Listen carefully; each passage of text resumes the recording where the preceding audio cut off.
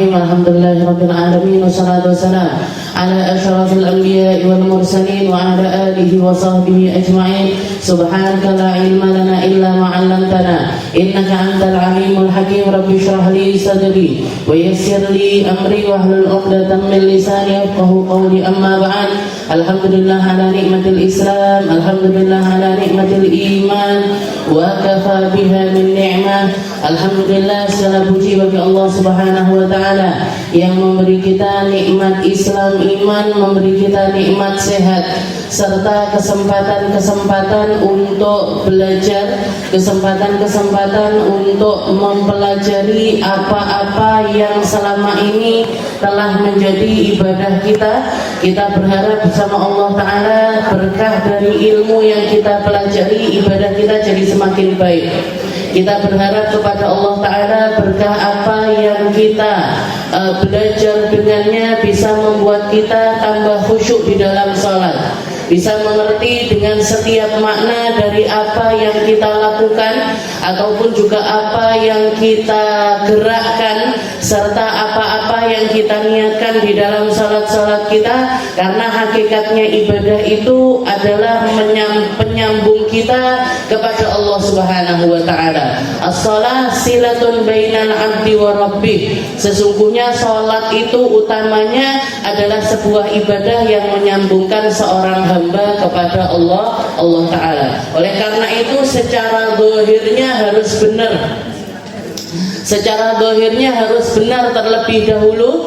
Apa yang kita lakukan mulai dari awal sampai akhir itu tidak tercampur dengan sesuatu yang datang dari kita, tapi murni tentang segala sesuatu yang datang dari Allah Ta'ala lewat percontohannya Nabi Muhammad Sallallahu Alaihi Wasallam.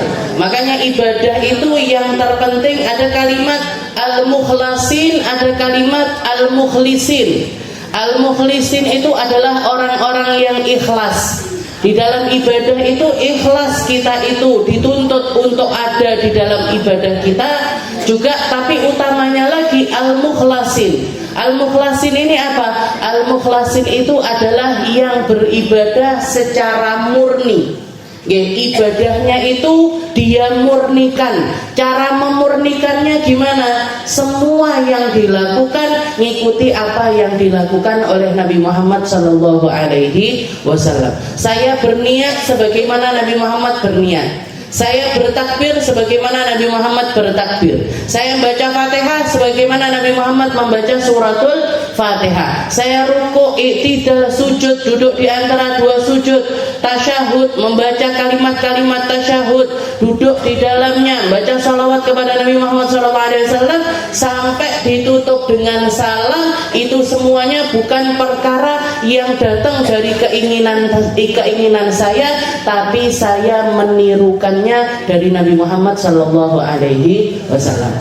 Kalau misalkan orang itu di dalam ibadahnya gawe-gawe dewe bu, bikin sendiri, inilah kelompok yang dinamakan dengan kelompok al-mubtadi'ah, orang-orang para pelaku bid'ah.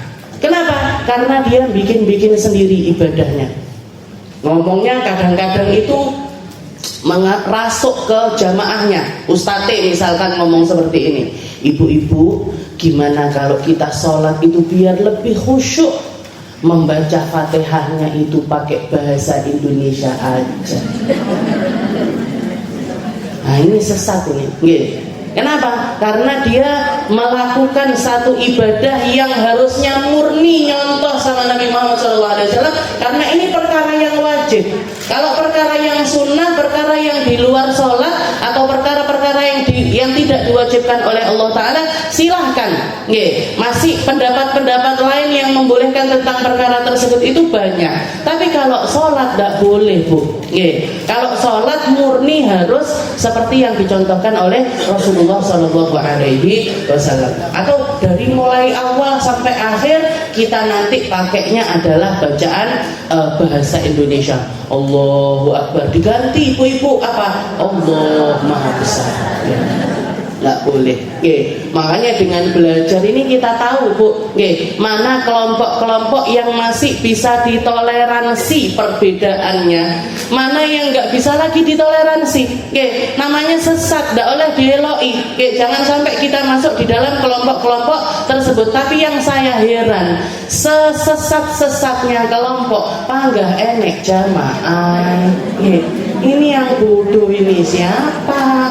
Ustadz bodoh, jamaah ini bodoh. Kok sampai ada jamaahnya itu orang terang-terangan semua yang diucapkan itu keluar dari jalur syariat, tapi tetap aja ada jamaahnya. Jadi dengan kita belajar kita tahu, oh ini perbedaannya cuma tentang ini enggak apa-apa, bareng-bareng awake dhewe. Oh tapi ini kok kayak gini salatnya, loh kok seperti itu, kok begini begitu dan lain sebagainya. Maka jangan lagi diikuti. Jangan lagi diikuti. Nah ini tentang salat, ibadah salat. Jadi semua hal yang ada di dalam sholat itu adalah ibadah. Semua yang ada di dalam sholat kita itu bisa menjadi ibadah-ibadah di luar sholat, tapi kesemuanya itu digabungkan sama Allah Ta'ala di dalam sholat. Ada puasa di dalamnya. Selama kita sholat gak boleh minum. Selama kita sholat gak boleh makan. Ada gerakan-gerakan tertentu yang tidak boleh kita lakukan, yang kalau kita lakukan akan membatalkan sholat kita. Jadi ibadah yang perlu kita murnikan utamanya adalah sholat serta ibadah-ibadah lain yang diwajibkan oleh Allah Ta'ala. Kalau perbedaannya itu tentang cara, akan tetapi masih ada waridnya atau ada qaul yang mengatakan tentang keabsahan ibadah tersebut, maka itu masih ada di dalam jalur syariat. Tapi kalau ada orang mengada-ngadakan gerakan sholat atau mengada-ngadakan bacaan sholat, nah ini yang perlu kita untuk hindari. Gak boleh nambah-nambahin sesuatu yang tidak ada di dalam sholat ditambahkan di situ, meskipun itu kelihatannya sesuatu yang baik, maka nggak boleh dilakukan. Ini Bu ada doa bagus sekali. Apa ini doanya? Kalau jenengan ikut ngaji saya di Kemis pagi itu ada kita baca semacam syair doa pakai bahasa Jawa. Ya Allah kita nyuwun, ya Allah benjang pejah husnul khotimah. Ini doanya bagus ini. Diwaca kapan? Pas tasyahud akhir, bar tasyahud. Ya Allah kita nyuwun. Gimana? Enggak boleh. Kenapa? Karena pertama karena memakai sesuatu di luar apa yang diwariskan di dalam sholat. Setelah itu yang kedua juga mengucapkan bacaan-bacaan dengan bahasa lain, dengan bahasa selain bahasa Arab. Seperti yang kita tahu, baca Fatihah ada syaratnya. Jadi Fatihah itu rukunnya sholat. Masih ada syarat-syaratnya lagi. Apa termasuk syaratnya? Bil Arabiyyah, pakai bahasa Arab. Tasyahud akhir, ada syarat-syaratnya. Apa termasuk diantaranya? Bil Arabiyyah, harus pakai bahasa Arab. At-tahiyatul mubarakatus salawatut thayyibatu lillah. Jadi nggak boleh pakai bahasa Indonesia. Apalagi bacaan-bacaan lain atau doa-doa lain menggunakan bahasa kita, pakai bahasa Jawa atau bahasa Indonesia, nggak boleh kita masukkan di dalam sholat kita. Kalau di dalam hati Ustazah, di dalam hati itu urusannya jenengan pribadi sama Allah Ta'ala. Tapi yang nampak, apa yang kita ucap, apa yang kita gerak, itu harus sesuai dengan apa yang datang dari Nabi Muhammad SAW. Kita lanjutkan pembahasan kita. Setelah kemarin kita bahas tentang tasyahud akhir atau bacaan dari tasyahud akhir. Ustazah kok nggak ada tasyahud awalnya? Tasyahud awal itu hukumnya adalah sunnah. Walaupun kategori sunnahnya itu nanti akan kita bahas secara detail. Kategori sunnahnya itu adalah sunnah al-ab'ad. Sunnah al-ab'ad ini apa? Sunnah yang sangat mirip sekali dengan sesuatu yang wajib. Saking kentalnya orang untuk melaksanakannya sampai ke tingkat hampir nggak pernah ditinggal sama Nabi Muhammad SAW, sehingga dikategorikan sebagai sunnah ab'ad. Yang apa? Yang ketika kita meninggalkannya sunnah ditambahi sujud sahwi. jenengan kelupaan tasyahud awal. Nggih, sholat duhur 2 rakaat lupa nggak pakai tasyahud awal, langsung berdiri rakaat yang ketiga. Maka gimana ini sholat saya? Sah Bu, dilanjutkan aja. Balik lagi ke tasyahud awal boleh apa enggak? Kalau jenengan sudah dedet berdiri atau sudah setengah berdiri, maka enggak boleh balik lagi duduk. Enggak boleh balik lagi duduk. Kecuali kalau misalkan masih baru bangkit, oh yo lali balik. Nah ini maka enggak masalah. Tapi kalau sudah kadung berdiri atau sudah setengah berdiri ini apa? Gerakannya sudah di atas gerakan rukuk. Gerakannya sudah, jadi badan ini sudah terangkat, sudah hampir di atasnya rukuk. Maka gimana ini? Haram balik. Tidak boleh kembali. Tapi dilanjutkan saja rakaat ketiga, rakaat keempat. Cuma nanti sebelum salam sunnah kita tambahi dengan sujud sahwi. Dilalah wis angen-angen manglali tasyahud awal, bariki sujud sahwi, bariki sujud sahwi, bariki sujud sahwi. Innaka Hamidum Majid. Assalamualaikum. Lali pisan sujud sahwinya. Gimana ini? Gak masalah. Sholatnya tetap sah. Kenapa? Tasyahud awalnya itu adalah sunnah, sujud sahwinya juga sunnah. Selama yang tertinggal dari kita ini perkara sunnah, sholat kita tetap sah. Selama yang tertinggal dari kita ini adalah perkara sunnah, maka sholat kita tetap sah. Nah, tapi kalau misalkan yang kita tinggalkan adalah perkara-perkara wajib atau rukun-rukunnya sholat, rukun-rukunnya sholatnya nggak sah Bu. Tapi gimana Ustazah, kadung ketinggalan ini gimana? Nah, kalau misalkan kadung tertinggal di dalam satu rakaat kita ini ada satu rukun aja yang tertinggal dari kita, maka nanti setelah imam salam jenengan nambahi lagi satu rakaat. Kenapa? Gantikan rakaat kita yang rukunnya itu hilang. Yang rukunnya itu hilang. Misalkan jenengan di dalam sholat lupa nggak baca surat Al-Fatihah, tapi kadang jadi makmum. Makmum ini ada, kalau kita jadi makmum itu sholat kita itu terikat sama sholatnya imam. Imamnya berdiri, kita berdiri. Imam rukuk, kita rukuk. Imam i'tidal, kita i'tidal. Imam sujud, kita sujud. Terus semua gerakannya imam menjadi gerakannya kita. Bahkan ketika misalkan jenengan masbuk, oh saya ini sekarang rakaat pertama, tapi imamnya sudah rakaat kedua, maka berarti ada tasyahud awalnya di situ. Gimana? Saya ngikut tasyahud awal apa enggak? Ngikut Bu. Kenapa? Karena ada ikatan antara sholat kita dengan sholatnya imam. Tapi kalau misalkan yang tertinggal dari rukun sholat itu kita secara pribadi, jenengan sholat, imamnya sudah baca Fatihah, jenengan lali ndak mau coba Fatihah, kadung rukuk, sudah terlanjur rukuk. Ketika di rukuk, loh aku makan ngelamun ora sempet Fatihah, mikirne dolar 18.000, mikirne apa namanya apa nah, segala macam lagi dipikirin, sampai lupa nggak baca Fatihah. Tapi imam kadung rukuk, gimana ini? Ikut rukuk aja, rukuk, i'tidal, sujud, duduk di antara sampai selesai imamnya salam, jenengan berdiri lagi. Ngapain? Nambah satu rakaat. Karena apa? Rakaat pertamanya kita Fatihahnya hilang. Makanya jenengan ketika sholat itu sebenarnya hatinya harus siap dulu. Sebelum jenengan menyediakan ruku, sajadah dan lain sebagainya, hatinya dulu harus siap. Kalau enggak siap, ngeten-ngeten niki mau, Fatihah hilang, mikirnya dolar 18.000 dan lain sebagainya, harga kok semuanya naik, ini itu dan lain sebagainya. Berarti apa? Hatinya enggak sedang siap untuk bermunajat dengan Allah Subhanahu wa Ta'ala. Jadi setelah kemarin ar-ruknu tasi' at-tasyahudul akhir, setelah kita bahas tentang rukun yang ke-9 yaitu tasyahud akhir, yang ke-10 yaitu al-qu'ud fi tasyahudil akhir,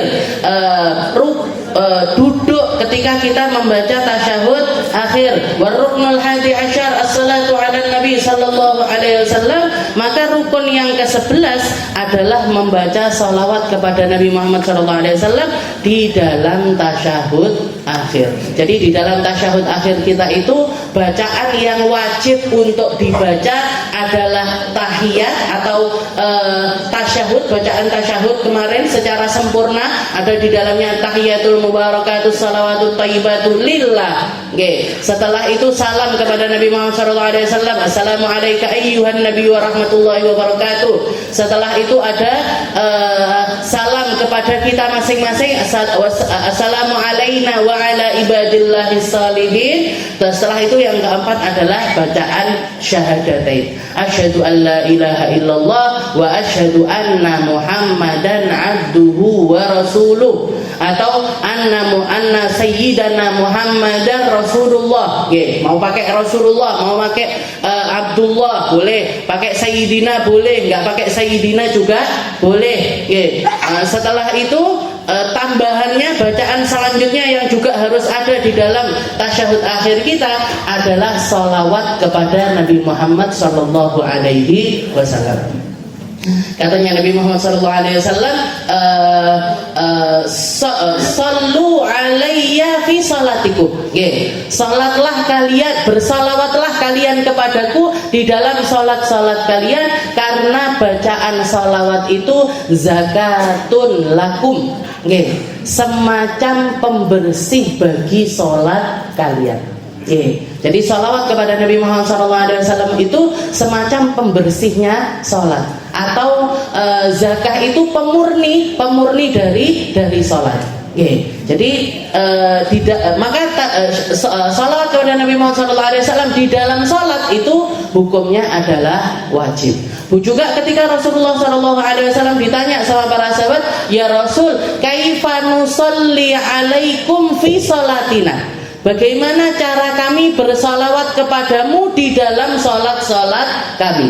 Maka ini menunjukkan bahwasanya masyhurun indas sahabat, bahwasanya masyhur di antara para sahabat bahwasanya di dalam salat mereka itu ada salawat kepada Nabi.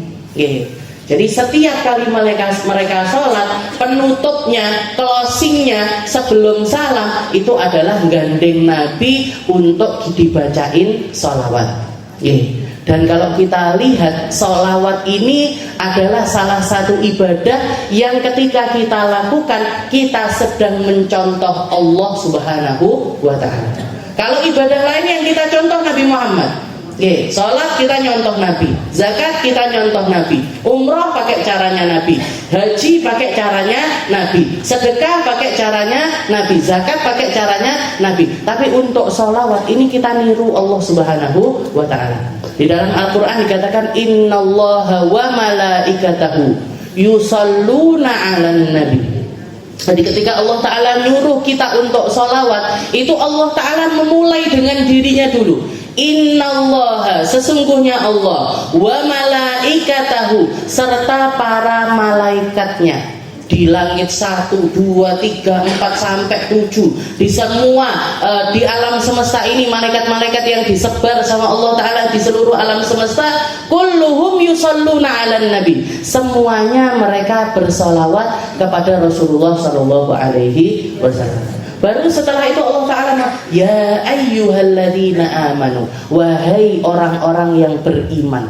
Wahai orang-orang yang beriman, yang ngaku di dalam dirinya ada iman kepada Allah Ta'ala, sallu alaihi wasallimu taslima, bersalawatlah kepada Nabi dan ucapkan salam sejahtera kepada Nabi.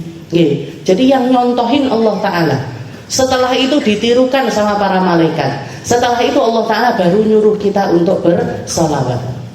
Makanya sampai dikatakan Rasulullah pernah keluar dari rumah itu wajahnya berseri-seri sekali, kayak cerah sekali. Ditanya sama para sahabat, ya Rasul, jenengan ini kok sumringah sekali, ini kenapa? Karena Rasulullah itu seseorang yang ekspresif, Bu. Nabi Muhammad itu kalau marah kelihatan, kalau senang kelihatan. Kalau marah kelihatan sekali. mukanya berubah, mukanya berubah. Setelah itu di antara dahinya Nabi itu ada urat yang keluar kalau Rasulullah itu marah. Jadi para sahabat itu tahu titen kalau sudah urat itu keluar berarti Rasulullah marahnya nemen ini. Nah, begitu juga ketika ketika beliau itu gembira, para sahabat itu sampai mengibaratkan ka'anna syams yaduru ala wajhi, seakan-akan matahari itu mengelilingi wajahnya Nabi, kayak ada cahaya menceronong yang mengelilingi wajahnya Rasulullah SAW. Ini berarti apa? Berarti beliau itu ekspresif sekali, nampak sekali dari gelagatnya ataupun juga wajahnya itu kalau lagi marah ataupun lagi senang. Ditanya sama para sahabat, ya Rasul, jenengan kok kelihatan sumringah sekali, kenapa? Katanya Nabi Muhammad, kaifala afrah, bagaimana saya tidak gembira? Anna man shalla alayya salatan sallallahu alaihi biha asyra. Katanya Nabi, kalau misalkan umatku itu bersalawat kepadaku sekali, Allah Ta'ala balas salawat kepadanya 10 kali. Jadi balasan dari Allah Ta'ala itu selalu berkali-kali lipat dibandingkan apa yang kita berikan. Man shalla alayya salatan sallallahu alaihi biha asyra. Ketika ada seorang hamba bersalawat kepadaku sekali, maka Allah membalasnya dengan salawat 10 kali. Apa maksudnya salawat dari Allah Ta'ala 10 kali ini? Maksudnya apa? As-salatu indallahir rahmah. Ketika Allah Ta'ala bersalawat kepada seorang hamba, itu Allah Ta'ala sedang mengucurkan rahmatnya. Waman rahimahullah, dan orang-orang yang dirahmati sama Allah Ta'ala, lam yu'adzibhu abada. Allah Ta'ala nggak mungkin tega untuk mengazab hamba tersebut. Jadi yang kita butuhkan dari Allah Ta'ala ini kan awake dhewe dimesak nih toh Bu. Gitu. Biar apa? Biar Allah Ta'ala itu nggak tega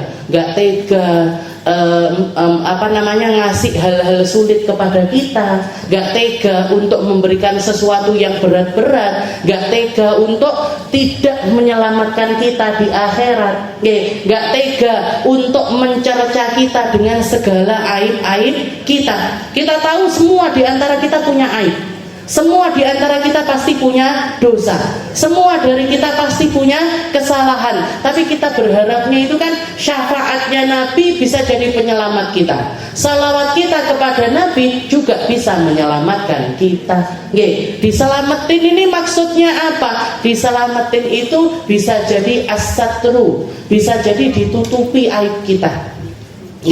Kita ini kalau dibuka aibnya sama Allah Ta'ala, entek Bu. Kita ini kalau diudal kali Gusti Allah, kalau misalkan mau disiarkan keburukan-keburukan kita, selesai hidup kita. Gak akan ada orang mau hormat sama kita, gak akan ada orang mau untuk berkawan dengan kita, gak kira ada orang mau bicara sama kita, itu gak ada. Tapi selama ini Allah Ta'ala nutupi aib kita, sengelek-elek ditutupi. Aib dohir kita ditutupi sama Allah Ta'ala. Aib batin kita juga berharap ditutupi sama Allah Ta'ala. Aib dohir itu apa? Jenengan ini kalau sekarang dibuka jilbabnya, kalau sekarang ini ibu buka jilbabnya semua, seketok kabeh wis. Mana yang 50 tahun ke atas, mana yang 50 tahun ke bawah, mana yang rambutnya rontok, mana yang ketombean, mana yang istilahnya sini sudah kelong-kelong, rambut tumbuhin pis Tapi itu kan jadi konsumsi pribadinya jenengan di rumah.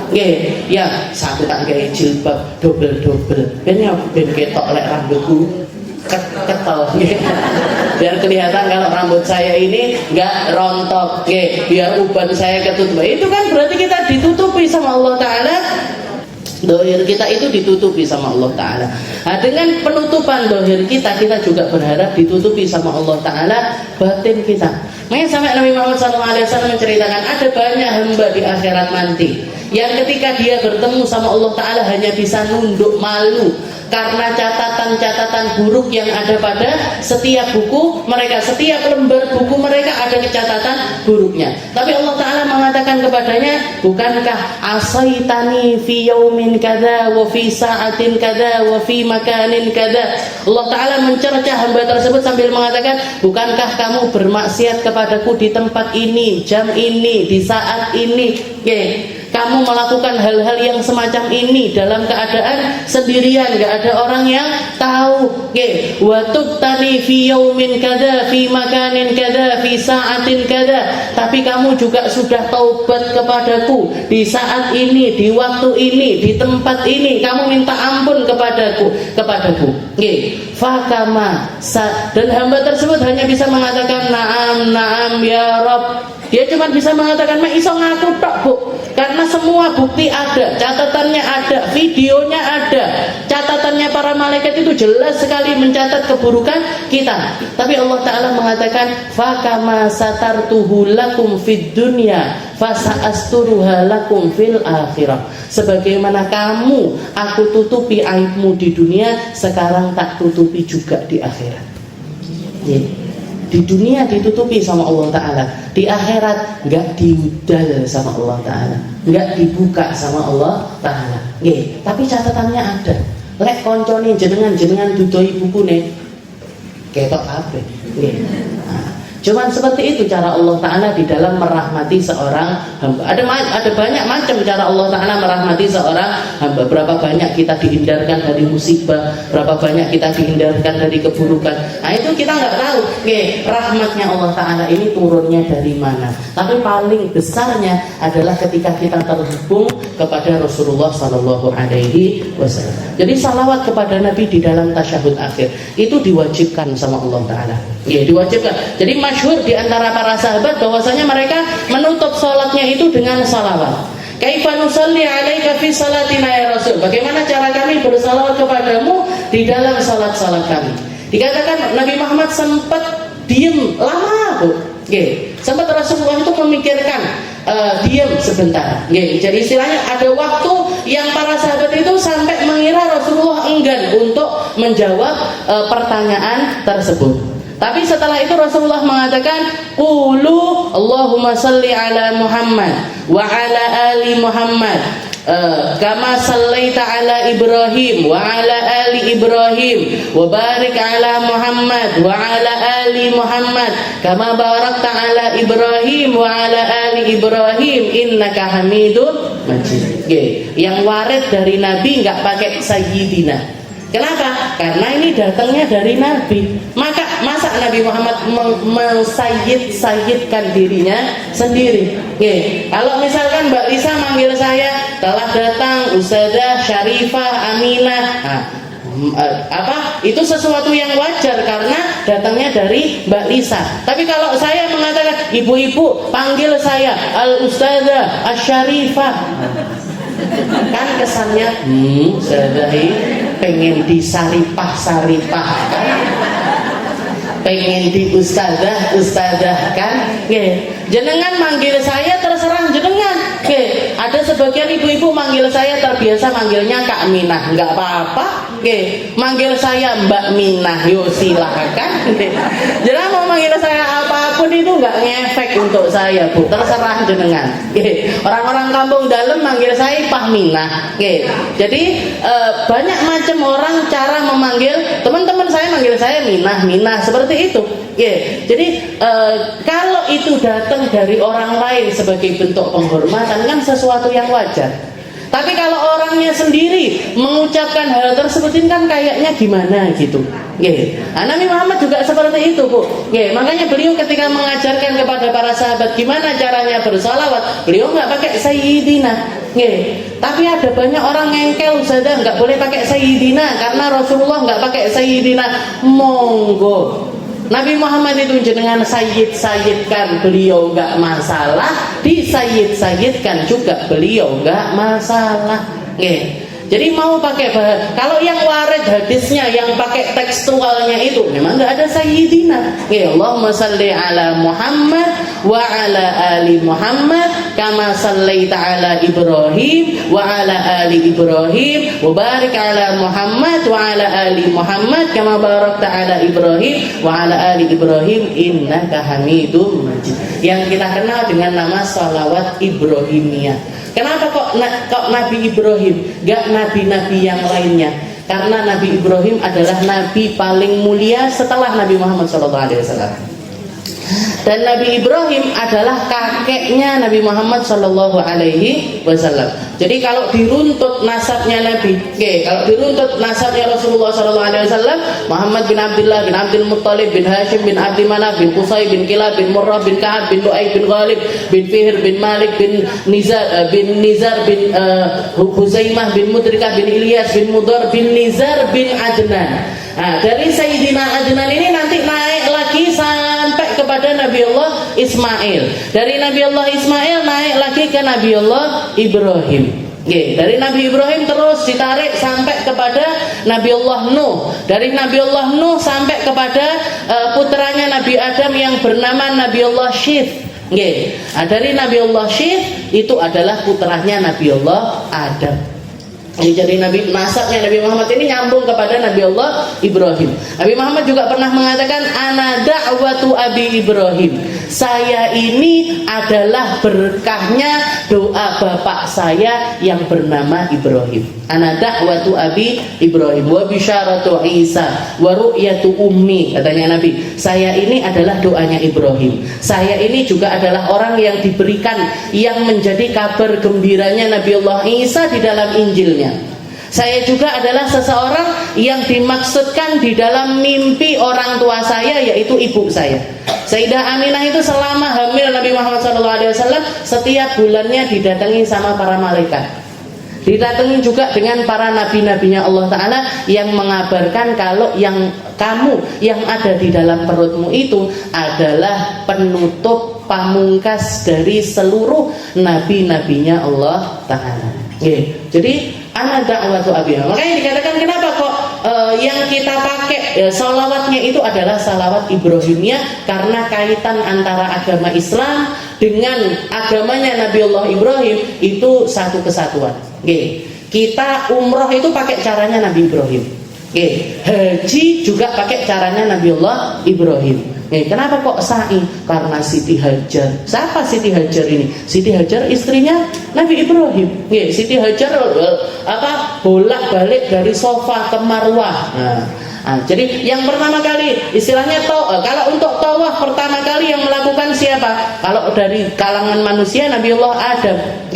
Dan Nabi Adam ketika menyelesaikan haji pertamanya itu didatangi sama para malaikat yang mengatakan ya Adam, wahai Adam, sekarang kamu setelah menyelesaikan ibadah hajimu, fahajjan mabruran wa sa'yan mashkuran wa tijaratan lan tabur. Ini adalah sebuah ibadah. Semoga kamu dapat haji yang mabrur.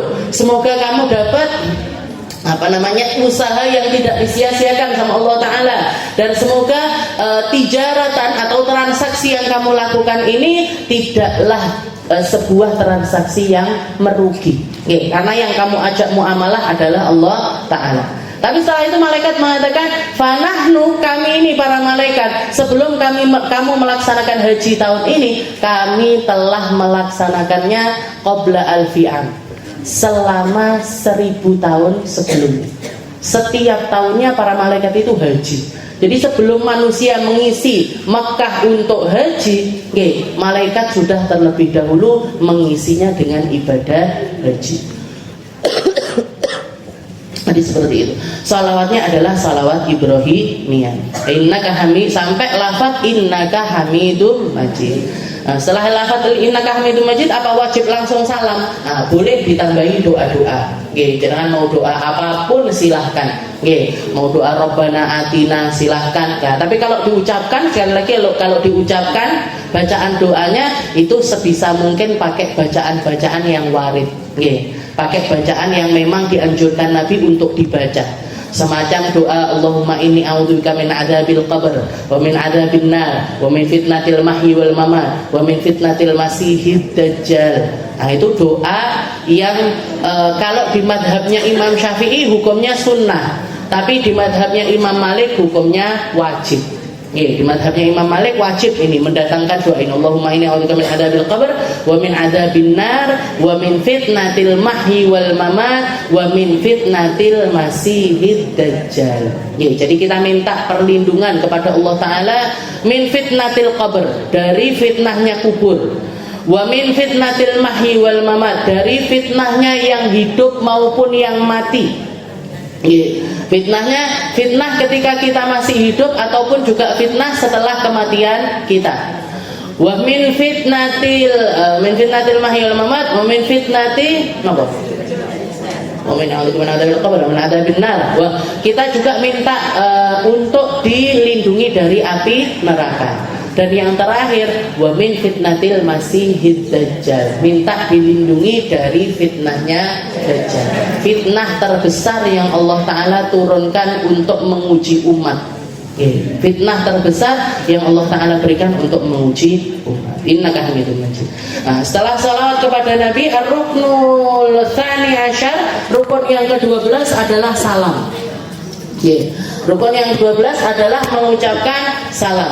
Assalamualaikum warahmatullah. Assalamualaikum warahmatullah. Salam pertama hukumnya wajib, salam kedua hukumnya adalah sunnah. Ai at-taslimatul ula faqat wa aqalluhu assalamualaikum wa akmaluhu assalamualaikum warahmatullah. Jadi yang wajib adalah salam pertama, dan minimalnya salam adalah assalamualaikum. Jadi kalau ada orang salamnya assalamualaikum, assalamualaikum, gimana? Sah. Nah, kalau mau sempurna, assalamualaikum warahmatullah, assalamualaikum warahmatullah. Dipakai wabarakatuh boleh saja, tidak usah Bu. Jadi itu sudah paling sempurna. Untuk salam di dalam sholat paling sempurnanya adalah assalamualaikum warahmatullah. Nggak pakai wabarakatuh, apalagi warahmatuh. Assalamualaikum warahmatullah. Wa maghfiratuh, tambah salam. Kalau salam kepada manusia silahkan, mau jenengan tambah-tambahin silahkan. Assalamualaikum warahmatullahi wabarakatuh wa maghfiratuh wa thawabuh, apa jenengan tambah-tambahi sembarang. Tapi kalau untuk sholat ada tata cara khusus. Minimalnya assalamualaikum, maksimalnya assalamualaikum warahmatullah. Assalamualaikum warahmatullahi. Wa syurutus salam asyra majmu'ah fi qawli ba'dihim. Jadi untuk syaratnya salam ini ada 10. Syurutun taslimin tahlilis salati idza halla aratta hadisatun sahhat bi ghairi mirra. Jadi salam ini seperti yang dikatakan sama Nabi Muhammad SAW, tahrimuhat takbir wa tahliluhat taslim. Yang mengharamkan, yang membuat salat itu kita masuk di dalam keharaman adalah takbiratul ihram, yang menghalalkannya kembali adalah salam. Jadi sholat itu di pembukaannya di takbiratul ihram, pengakhirannya ada di dalam salam.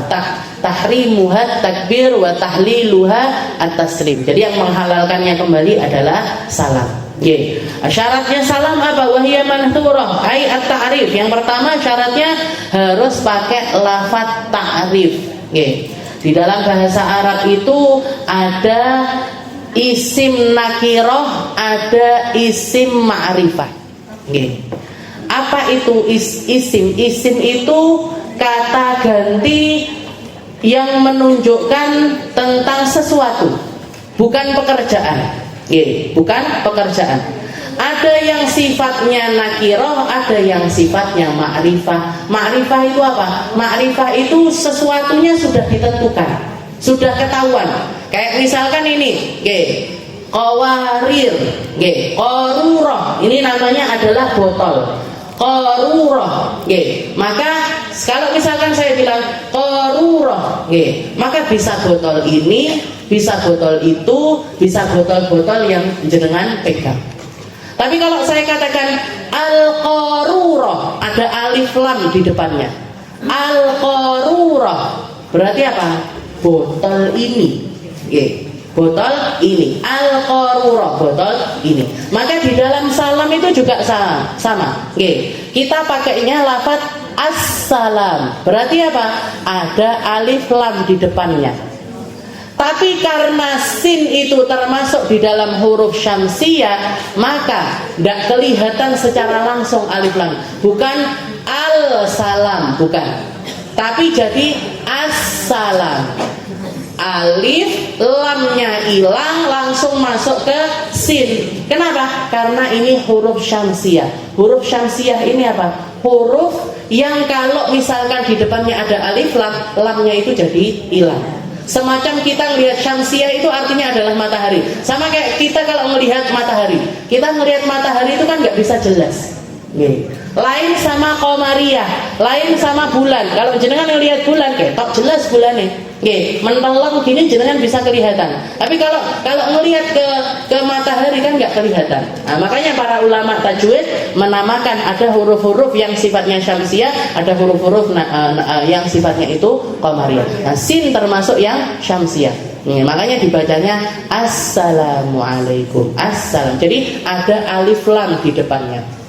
Harus pakai ma'rifah, nggak boleh pakai nakirah, nggak boleh gini, salamun alaikum, salamun alaikum, nggak boleh.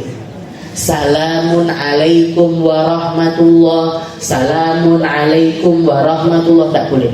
Harus assalam, ada alif lam. At-ta'rif fala yakfi salamun alaikum. Setelah itu yang kedua al-khitab, harus pakai huruf mukhatabah, harus pakai kum, fala yakfi salamun alaihim. Seperti yang kapan itu juga saya jelaskan, pakainya lafaz mukhatabah. Mukhatabah itu artinya kepada yang di depan kita, bukan orang yang enggak ada di sekitarannya kita. Jadi harus assalamu alaikum, pakainya kum, yang artinya orangnya ada di depan kita. Gak boleh pakai assalamu alaihim, assalamu alaihim, assalamu alaihim, gak boleh. Assalamu alaiha, assalamu alaiha, gak boleh.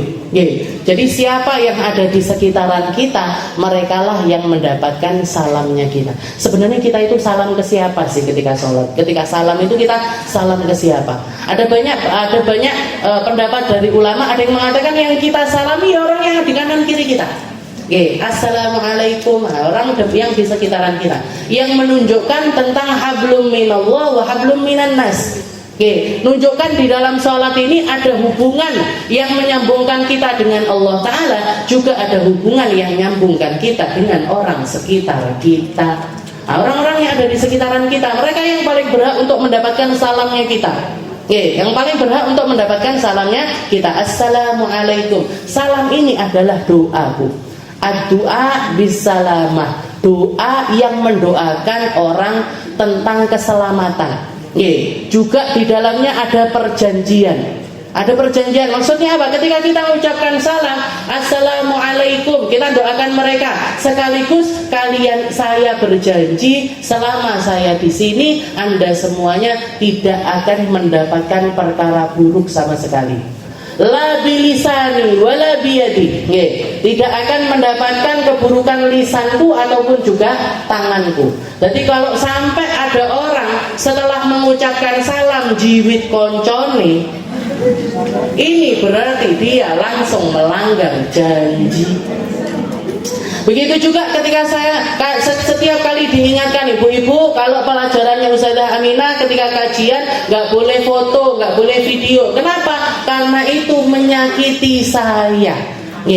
Karena itu menyakiti saya. Saya mengucapkan salam ke jenengan jawab salam saya, tapi setelah itu nyakitin saya. Berarti apa? Rusak bu perjanjiannya. Al-muslim man salimal muslimuna min lisanihi wa yadihi. Katanya Nabi Muhammad, orang muslim itu adalah orang muslim sekitarnya dia selamat dari ucapan buruknya ataupun juga perangai tangannya.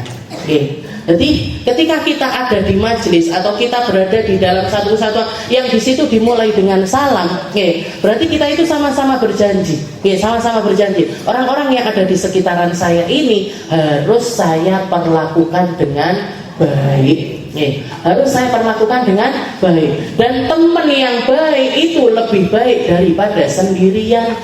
Kalau jenengan nggak ketemu teman baik, baru jenengan sendirian nggak masalah. Tapi selama kita ketemu sama orang-orang baik, bertemanlah. Bahkan majelis ribat Aisyah ini ada lahir karena pertemanan baik. Karena pertemuan-pertemuan yang baik.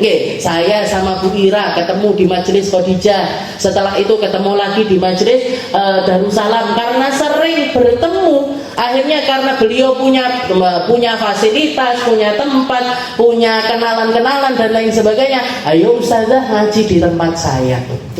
Jenengan yang kosong hari apa? Oh, Jumat saya masih kosong, Mbak Ira. Ya sudah. Nah, karena pertemuan-pertemuan baik itu melahirkan kebaikan-kebaikan yang lainnya. Jadi selama jenengan bertemu dengan orang-orang baik, kumpul sama kumpulan baik. Kalau jenengan nggak ketemu sama orang baik, baru silahkan menyendiri. Silahkan menyendiri. Jadi ketika kita salam itu, salah satu pendapat mengatakan, kita salam sama orang-orang sekitar kita. Assalamualaikum warahmatullahi wabarakatuh. Oh, ibu iki. Assalamualaikum warahmatullahi wabarakatuh. Ibu iki. Sering bertemu, kenalan, jadi teman dan lain sebagainya itu. Ada juga yang mengatakan salam kita ini kita salam kepada malaikat kanan kita sama kiri kita. Makanya sing wajib sing kanan tok. Yang sebelah satunya itu hukumnya sunnah. Kenapa? Kita salam sama yang nyatet kebaikannya kita aja. Yang nyatet keburukannya yo disopo oleh, nggak disopo oleh. Disapa boleh, nggak disapa juga. Assalamualaikum. Jadi jangan masa sama orang lain jangan salam sama malaikat mungkar nakirnya nggak salam. Assalamualaikum. Disopo Bu. Sayyidina Utsman itu dari saking malunya beliau, beliau itu terkenal orangnya pemalu sekali. Pemalu sekali. Dikatakan salah satu perkara yang sering dilakukan sama Sayyidina Utsman, setiap kali beliau mau masuk kamar mandi, ridaknya dilepas, sorbannya dilepas, dibeleber di depan kamar mandi. Setelah itu beliau mengatakan, malaikat lingguo kinetis. Duduk sini dulu karena saya mau melakukan sesuatu yang bikin saya malu di dalam kamar mandi. Nah, jangan kepikiran apa enggak? Sudah kira kepikiran, utuh buka ya enggak pakai salam, enggak pakai apa. Padahal di sekitaran kita itu ada malaikat. Ada malaikat penjaga, ada malaikat mungkar nakir, pencatat amal baik, pencatat amal buruk, ada jin, Bu. Ada jin. Makanya kenapa kita masuk kamar mandi itu baca doa. Baca doa Allahumma inni a'udzubika minal khubuthi wal khaba'ith. Saya minta perlindungan dari setan perempuan, setan laki-laki, dari keburukannya apa-apa yang enggak kelihatan. Karena apa? Karena ada di antara kita ini ada jin-jin juga ini. Dan biasanya jin itu kalau ada di suatu tempat itu istilahnya mereka itu bisa 7 kali lipatnya manusia. Jadi kalau ribat Aisyah itu ada 200 orang, berarti ini jinnya enek 1.400 minimal yang ada di kanan kirinya jenengan. Jadi kalaupun misalkan nggak ada, berarti saja kalau nggak ada satupun orang yang datang ngaji, saya akan tetap ngaji. Karena misalkan yang datang 1 orang, berarti enek itu sini yang hadir nyemak takriratus sadidah sampai sekarang ini. Itu. Jadi ada di antara kita itu makhluk-makhluknya Allah Ta'ala yang lainnya. Dan jin itu kita harus percaya. Bahkan ada suratnya kan, surat Al-Jin, Al-Fitar. Jadi kita itu harus pakai lafaz mukhatabah yang ada di sekitaran kita. Yang ketiga al-jama', fala yakfi assalamu alayka wa salam au alaikuma, harus pakai lafaz jama'. Jama' itu artinya banyak. Kalau satu itu assalamu alaika, kita ngomong sama satu orang. Kalau alaikuma kita ngomong sama dua orang. Tapi kalau alaikum kita ngomong sama banyak orang.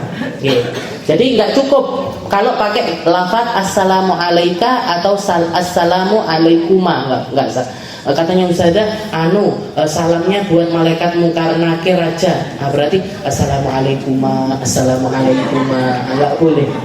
Harus tetap pakai lafaz assalamualaikum. Yang keempat, ayasil bainal kalimatain. Dua kalimat ini harus nyambung. Assalamualaikum.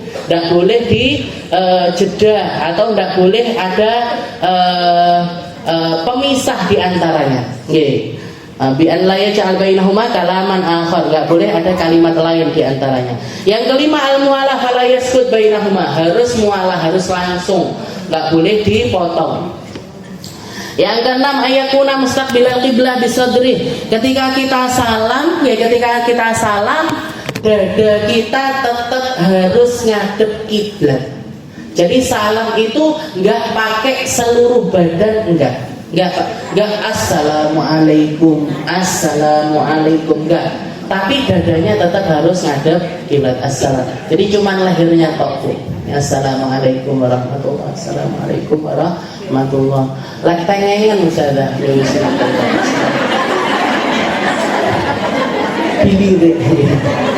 karena dadanya tetap harus ngadep kiblat. Yang ketujuh, Allah yaksid bisalam al-ikhbar bal al-insya. Yang dimaksudkan dengan lafaz assalamualaikumnya kita itu pakai lafaz yang maksudnya di dalamnya itu al-insya. Al-insya itu artinya adalah doa. An-nukawwinad doa lahum. Kita itu sedang merangkai kalimat doa tersimpel untuk orang-orang sekitar kita. Assalamualaikum.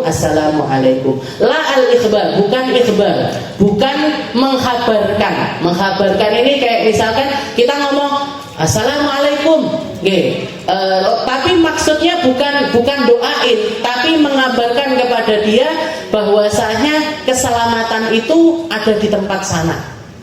Keselamatan itu ada di bagian sana. Bukan itu yang dimaksudkan di dalam salam kita, tapi kita mendoakan, sedang mendoakan orang-orang sekitaran kita. Yang kedelapan, al-julus, harus tetap dalam keadaan duduk. Jadi sampai lafaz assalamualaikumnya itu selesai harus dalam keadaan duduk. Fala yakfi idza qama ba'da qabla ayyutimmahu, maka tidak sah kalau dia berdiri sebelum menyempurnakan salamnya. Yang kesembilan, ayyusmi'a nafsahu salam li'annahu ruknun qauli. Juga yang kesembilan, karena dia adalah rukun qauli, harus kedengeran. Salamnya harus terdengar minimal dirinya sendiri. Minimal dirinya sendiri. Yang terakhir, ayyakuna bil arabiyyah, harus pakai bahasa Arab. Salam sejahtera untukmu, salam sejahtera untukmu. Anda oleh. Enggak boleh pakai lafaz lain, tapi harus pakai lafaz bahasa Arab. Walam yadkur sahibun nadam al-lafaz. Itu adalah rukun yang ke-12. Rukun yang terakhir adalah at-tartib. Yang terakhir, rukunnya sholat adalah semua itu tadi harus dilakukan secara berurutan. Mulai dari niat, takbiratul ihram, Fatihah, ruku, iktidal, sujud, duduk di antara dua sujud, sujud lagi sampai tasyahud akhir, itu harus dilakukan secara berurutan, nggak boleh melencong-melencong. Kenapa? Karena Nabi Muhammad SAW mengatakan, "Shallu kama ra'aitumuni usolli." Salatlah kalian sebagaimana kalian melihat caraku salat. Dan seperti inilah cara salatnya Rasulullah SAW. Kalau untuk tambahan-tambahan yang lainnya, itu semuanya hukumnya adalah sunnah. Jadi pokoknya salat ini tadi, sampai ada 13 rukun. 13 rukun, selain itu hukumnya adalah sunnah. Wallahu a'lam bishawab.